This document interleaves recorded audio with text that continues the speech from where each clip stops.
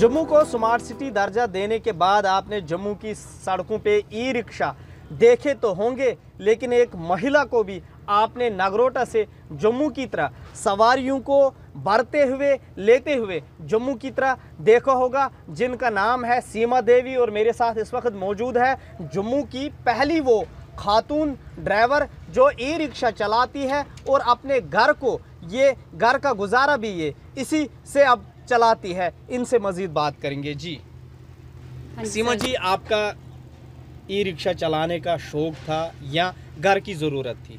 Sir मैंने बहुत जगह कोशिश की, नौकरी की, मगर सर कहीं भी कोई बेनिफिट नहीं हुआ। कहीं पैसे कोई मार गया तो कहीं कोई मतलब कि दिहाड़ियाँ काट गया।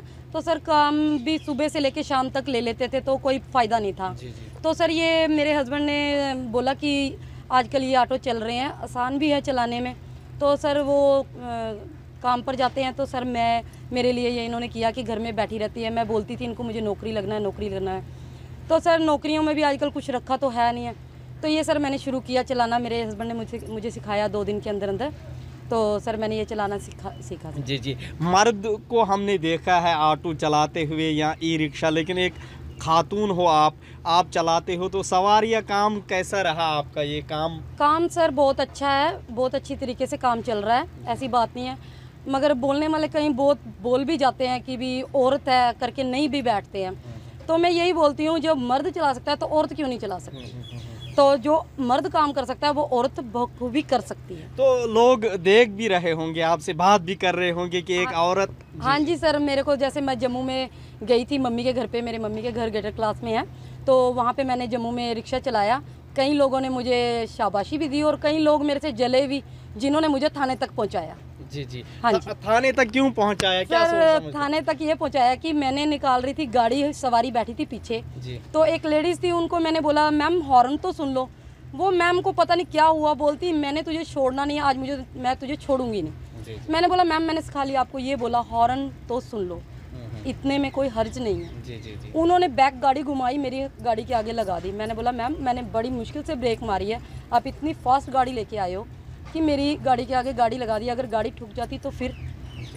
वो बोलती हमने 370 धारा तड़वाई है और तुम बागड़िए लोग हमारे सर पे चढ़कर नाच रहे हो।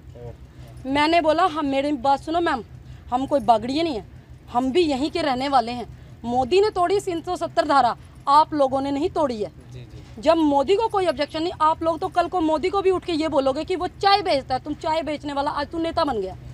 इन लोगों को भी आप बोल सकते हो। तो लोग कह रहे हैं, लोगों ने आपको ताना दिया, हाँ बागड़ी औरत हाँ जी, ऑटो चला रही है। हाँ जी सर। मैंने बोला हम बागड़िए नहीं है, अगर आप यहाँ के रहने वाले हो, हम भी यहीं के रहने वाले। मेरे को 19 साल हो गए, यहीं पे मैं शादी करके आई हूँ और कम से कम भी जब से मेरा पैदा जन्म हुआ है हम गेटर क्लास में रह रहे हैं। जी जी। कितने बच्चे हैं आपके? सर मेरे 3 बच्चे हैं। जी जी। पढ़ाई करते हैं? हाँ जी सर, तीनों। तो घर का गुजारा आप? हाँ सर, घर का गुजारा चल रहा है जैसे जी जी। है। जिस तरह से आपने बात की कि सवारियां बैठती है, लोग भी आपको देखते होंगे कि एक औरत है, सवालात भी पूछते होंगे अभी आपसे। सर पहले सर वो आए थे मल्क मार्केट से, वो मेरा इंटरव्यू लेके गए थे, पहला इंटरव्यू उन्होंने ही छापा मेरा। जी जी। तो सर कईयों ने बहुत अच्छे कमेंट्स भेजे हैं, सिस्टर करके बोला है, बहुत अच्छा भेजा है।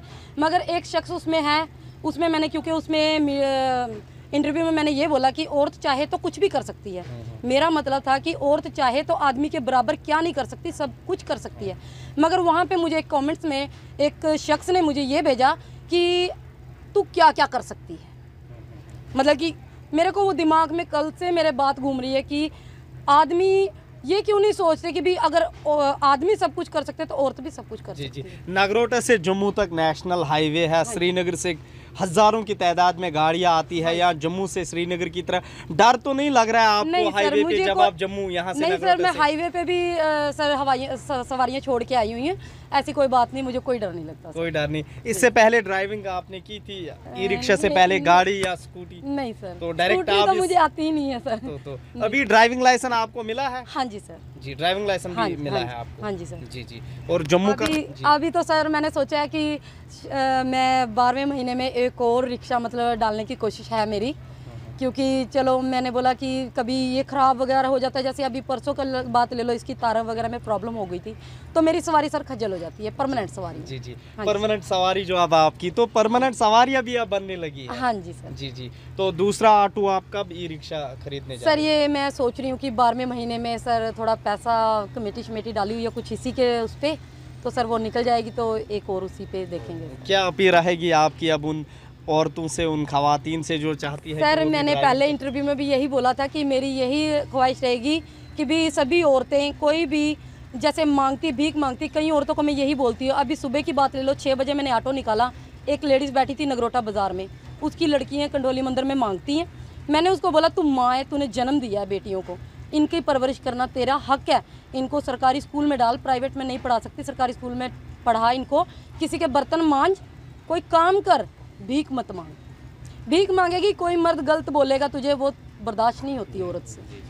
अपना काम कर, अपना काम करेगी, अपने बच्चों को पढ़ाएगी, वही तेरी जिम्मेवारी है। जी जी, बहुत बहुत शुक्रिया। ये थी हमारे साथ ई रिक्शा चलाने वाली वो खातून सीमा देवी, जिन्होंने कहा कि इन्हें ई रिक्शा चलाने के बाद एक खातून होने के नाते कई बातें भी सुननी पड़ी, हत्ता कि इनको बागड़ी औरत भी कहा गया, लेकिन इन्होंने अपना काम जारी रखा और घर की रोज़ी रोटी कमाने में इन्होंने ई रिक्शा से कामयाबी हासिल की है। वही इन्होंने कहा कि अब इनको इतना शौक बढ़ चुका है कि ये सेकंड ई रिक्शा भी खरीदेंगे, ताकि अगर कभी भी इस पहले ई रिक्शा ऑटो में कोई दिक्कत हो तो जो परमानेंट इनके अब कस्टमर बन चुके हैं उनको ये सेकंड ऑटो में लेकर जम्मू तक पहुंचाए या वहां तक जहां उन्हें जाना होगा। ईटी भारत उर्दू के लिए जम्मू के नगरोटा से मैं मोहम्मद अशरफ।